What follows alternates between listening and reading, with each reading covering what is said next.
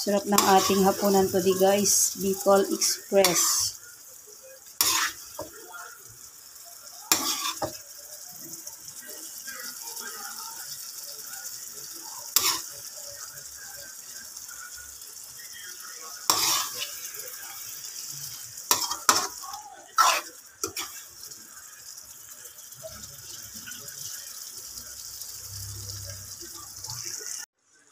So, ayan guys, nagluto tayo ngayon for today's video ng Bicol Express. So, ayan. Bali, pinirito ko na ng bahagya ang ating mga baboy para merong konting sipa na crunchy-crunchy. Pwede naman guys, hindi nyo naman prito, okay lang naman. Then, nung brown-brown na siya guys, ginisa ko siya sa sibuyas at bawang. Tapos, alamang, sili na green. So, ayan. Depende naman guys kung anong sili ang ilalagay nyo. Pwede naman siling labuyo. So, ayan. Bali siling green ang nilagay ko. Yan ang nabili ko na sa palengke. Tapos nilagay ko na guys yung ating gata na huling piga.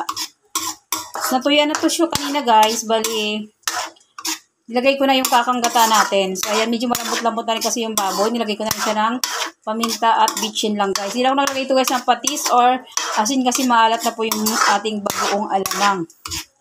So, hindi ko guys napakita sa inyo kanina kung ano ang procedure ang aking pagluto nito.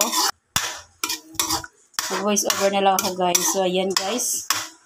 May-mekos ko lang to guys. So, ayan guys. Hintay natin lumambot guys ang ating mga baboy. Saka natin lagay ang ating sitaw. Balikan natin guys maya-maya guys kapag malambot na yung ating mga baboy guys. Guys, tingnan natin kung malambot na yung ating taba. Okay yun. Goods na to guys. Pwede natin guys ilagay ang ating sitaw. Bali, ang Bicol Express ko guys ay mayroon siyang sitaw. Yan. Green na green siya guys, oh. Yan, i-mekos natin guys. Yan.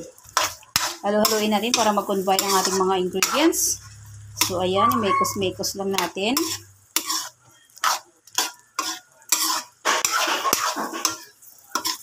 Yan guys, so ang sarap. Ang sarap ng ating dinner for today's video guys. Ayan, ang ating Bicol Express.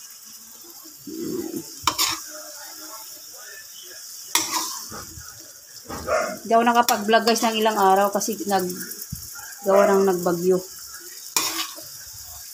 Ayan. So ayan, mikos lang natin guys. Balik natin guys maya-maya kapag goods na ang ating sitaw.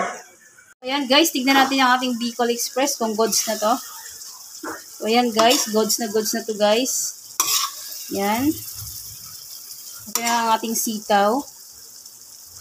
Ayan.